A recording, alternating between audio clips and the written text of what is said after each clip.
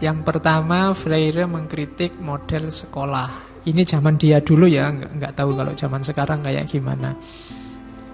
Kritiknya Freire, sekolah itu dulu zaman dia, menurut dia itu catatannya ada dua. Yang pertama, sekolah itu ternyata fokusnya adalah melatih anak didik untuk bisa kerja. Ini menurut Paulo Freire, ya penting, ya kerja itu penting, tapi kurang mendasar. Pendidikan kok melatih orang kerja? Karena sebagaimana kalian waktu kecil itu kan selalu ditanya, besok mau jadi apa? Jadi itu kan terus profesi. Jadi polisi, jadi dokter, jadi guru kan gitu. Kalau kamu jawabnya jadi orang baik, itu mungkin bapakmu sumpah, kok cuma jadi orang baik. Padahal kalau orang Jawa itu pinginnya ya dadi wong. Antara wis wong sama durung mateng, belum wong. Kalau wis wong ini berarti wis dewasa, wis mateng sebagai manusia. Dan dalam pendidikan fokusnya bukan itu. Fokusnya pada melatih orang untuk bisa kerja. Jadi sekolah kita, jangan-jangan kampus-kampus kita itu mungkin tidak beda sama pelatihan-pelatihan TKI yang mau keluar negeri itu. Iya kan, kamu diajari keterampilan untuk bisa kerja. Itu dikritik oleh Freire. Yang kedua, di sekolah-sekolah kamu ditegaskan tentang struktur yang mapan, di mana posisimu dan apa yang harus kamu lakukan. Kamu itu mahasiswa harus melakukan apa, kamu itu rakyat harus melakukan apa, kamu itu orang kecil harusnya apa dan hendaknya yang dilakukan apa dan jangan melakukan apa. Jadi di sekolah-sekolah kita disadarkan akan status dan diatur harus melakukan apa dan jangan melakukan apa. Isinya sekolah itu, katanya Freire. Di Brasil loh ya zaman itu. Nggak tahu kalau di Indonesia zaman sekarang. Kalian kan sudah nggak mikir kerja lagi. Ya, karena dipikir pun nggak ada jalan keluarnya. Ya.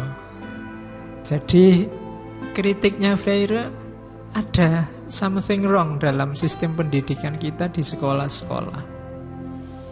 Orientasinya kerja. Sejauh mana pasar membutuhkan kita, seperti itulah kita akan dicetak. Yang kedua, apa yang diinginkan oleh masyarakat kita lakukan, seperti itulah kita diarahkan. Kritiknya Freire, loh kalau pendidikan itu seperti itu, tergantung dengan dunia sosial, di mana fungsi peningkatan kualitas manusia, di mana fungsi perbaikan hidup dengan pendidikan. Pendidikan itu kan inginnya meningkatkan kualitas manusia. Kalau hanya mencetak pekerja, mencetak mental yang manut saja dengan situasi yang selama ini berjalan, fungsi pemberdayaan, fungsi emansipasi, fungsi perbaikan hidup individual maupun sosial jadinya tidak jalan. Dengan gaya semacam ini, kalau struktur masyarakatnya menindas, ada gap antara orang kuat dan orang lemah, ya selamanya yang lemah jadi lemah, yang kuat tetap kuat. Kamu tadi diajari jadi rakyat, berarti sampai besok kamu rakyat. Yang pemimpin di atas, ya dia di atas terus. Kenapa? Karena pelajarannya begitu. Kalau mereka kan bukan rakyat, makanya mereka butuh merakyat. Mereka yang, kalau kalian sebenarnya tidak butuh merakyat. Kalau kamu ngangkring itu tidak usah bilang, wah saya ngangkring aja pak merakyat. Kamu sudah rakyat kok. Kamu sudah rakyat, tidak perlu merakyat lagi. Mereka yang di atas yang butuh merakyat. Kamu tidak usah gaya bilang merakyat, wong kamu itu rakyat.